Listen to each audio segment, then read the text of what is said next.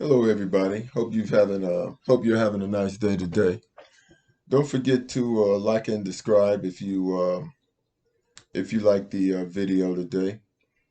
And without further ado, then let's get straight to it. You know, in my video where I posted the book 400 Years of White Trash, this is kind of a continuation to it, a deeper continuation to it. The first thing I want to say is white supremacy. It does exist, but white supremacy is made up of millionaires and billionaires. The have. The have not. You are not a part of white supremacy. You've never been a part of white supremacy.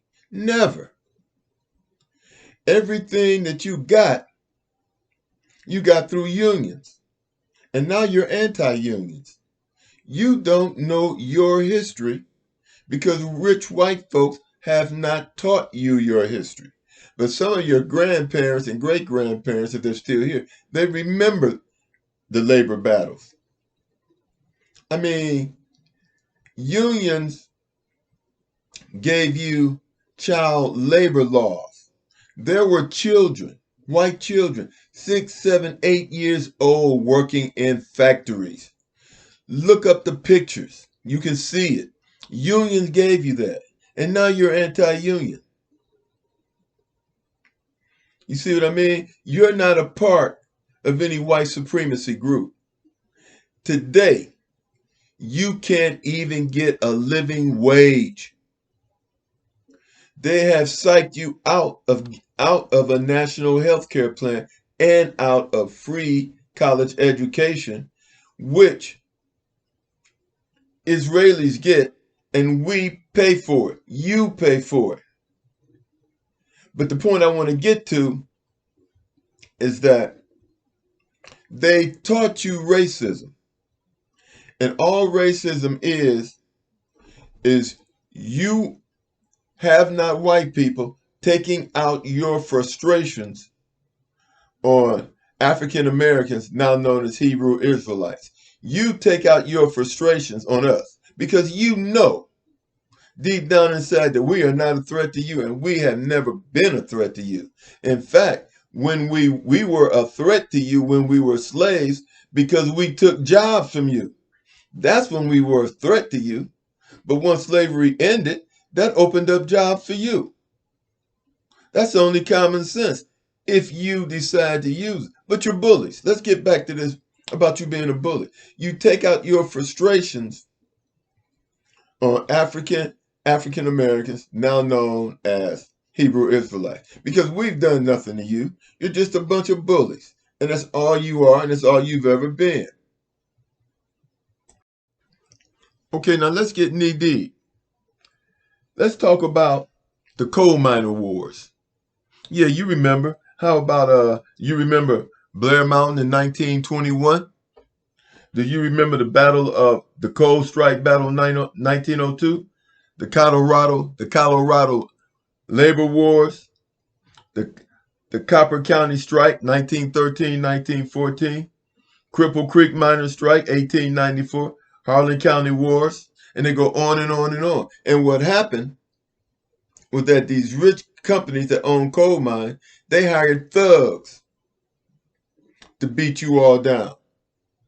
And if thugs wasn't enough, they got the sheriff and detectives to beat you down. One detective agency was Baldwin Wheeler's detective agency. They used them to beat you down.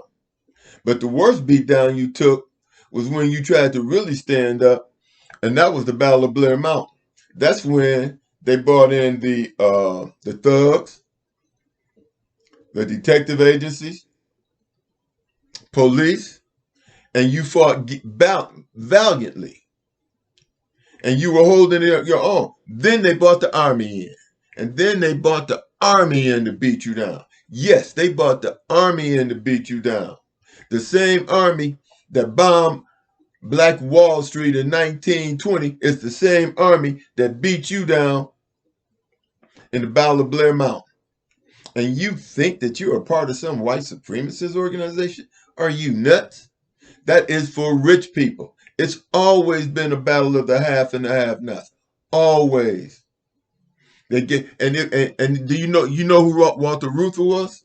He was the guy who fought, took all kind of beatings to get unions into the auto workers and to steel workers. That was Walter Reuther. His last name is spelled Reuther. I will leave you a link below so you can learn something about your history. But see, you're bullies. You're bullies. A lot of you know, but you take out your frustrations on black people who have never done anything to you. Black people have never done anything to you. We haven't bombed your schools. We haven't lynched you. We have not used your babies for alligator bait. So don't play that. You cowards. And the person who beat you down, you scared of them. I'm going to tell you something else we did for you. Baseball. Curt Flood, a black man, gave you free agency. You didn't have it until Curt Flood gave it to you. Because see, Curt Flood stood up to your white masters. Curt Flood stood up to your white masters.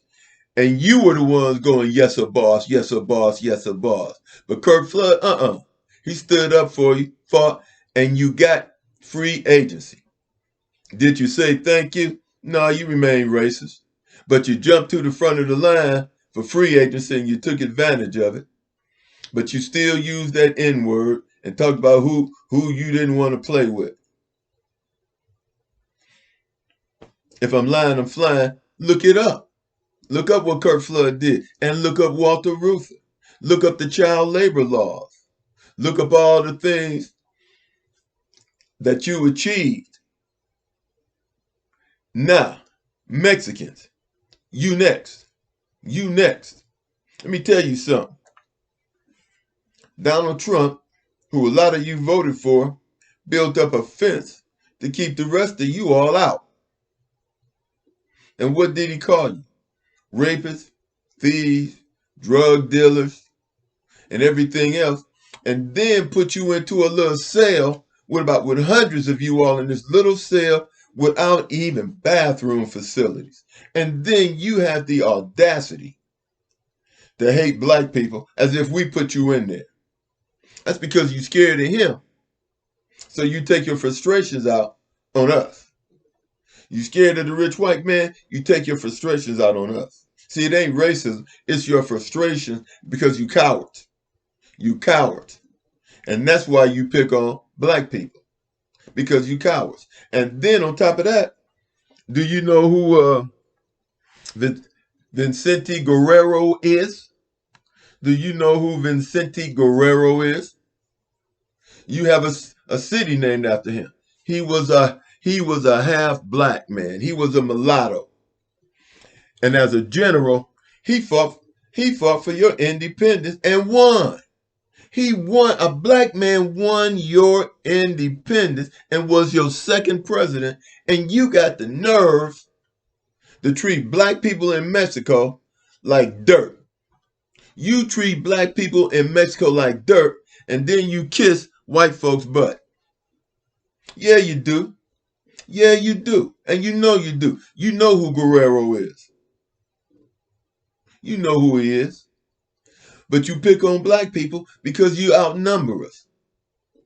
And you think that if you pick on us, the rich white man will pet you on the head. You another Yessuh Boss. You another Yessuh Boss. That's what you are, and I'm calling you out. Now, if I'm lying, prove it. Vicente Guerrero, you know who he is. He was a general, 1821. Fought for your independence and won it. Then he became the second president of Mexico. Back up off me. I know my history and I know yours too. Let's continue this. We're going to continue this. Did I mention? Oh yeah, I talked about Curt. Did I talk about Curt Flood? How he gave white ball players free agency. He fought and gave you free agency. Then the white ball player do it. First, we had to fight to get into Major Baseball. We had to fight to get into the Major League. Then we fought to give you free agency. And you hate me, my people, because you cowards. You scared of the people that beat you down. Just like you white people, you be talking this, all this stuff. Guess what? You just another Yessuh Boss. Yessuh Boss. Anything you say, boss, you the one. We the one who stand up to him. Let's talk about civil rights. Black people fought and got civil rights. We fought and won civil rights. And we got it for not just us, we got minority rights. Mexicans, you benefited from it. White women, you benefited from it. Asians, you benefited from it. And you just benefited from it this year. And then you got the nerve to put down black people. You benefited from us fighting for civil rights because it got pushed under the umbrella of minority rights. And now you running around talking about what black people doing to you. We didn't put you in internment camps. Black people did not put you into internment camps, but you a coward. You won't go after the people who put you in there. You go after African Americans, and we just struggling and fighting to get to the top. But we bad. We tough. We got a black president. We came up from slavery, and we got a black president. Because we tough. We fight. You know who the Red Tails were? They protected the bombers. We protected the bombers that got those Ashkenazi and Sephardic Jews out of Germany and got them transported to Israel. Now they calling us dumb monkeys. We fought to get them out of there. Now they calling us dumb monkeys. You don't make this up. Then they hung with us during the civil rights movement, and when they got a little breathing room, they broke away from us. And now they done turned their back. Now they done turned their back on us. Not only that, they done usurped our identity. Usurped our identity. And then I remember Menachem Begin talking about we the super race. If you was the super race, we wouldn't have had to save your ass when you was in Germany. So cut it out. And then the United States put you in Israel, and ever since then you ain't been nothing but a welfare state. You a welfare state and have the audacity to call yourself the master race. Knock it off. Knock it off. You're delusional. You're not a master race. You've never had a president of the United States, and we have. Neither have Mexico had one. We do what we do. But it's time for African Americans to stop helping everybody out. We were against Trump putting up that wall to keep you all out. We were against that. He called you all kind of names. Dope dealers, drugs, rapists, everything. Put you in the little, what was it, about 200 or 300 of you all in that little cell with no bathroom facility? Give me a break, man. Give me a break. But before I end this, let me get back to you white folks again. Because see, you got beat down in the coal miners' strike. You got a little help because you kind of played off the civil rights thing. But guess what? You still didn't get the national health care. You voted against that because you didn't want black people to get it or something like that. And what happened, but this is the kicker. You worked 30 years in the coal mines. After that 30 years, you get black lung disease and you lose your house. So you leave your children nothing. They take your house from you. Then they give you opioids and turn you into junkies. That's right, opioids turn you into junkies, and they take your house. So now your house is gone and you're living out on the street and you're a junkie. But you hate black people. You hate me because you're a coward and a bully. You are a coward and a bully. Prove that you a coward and a bully. That's what you are.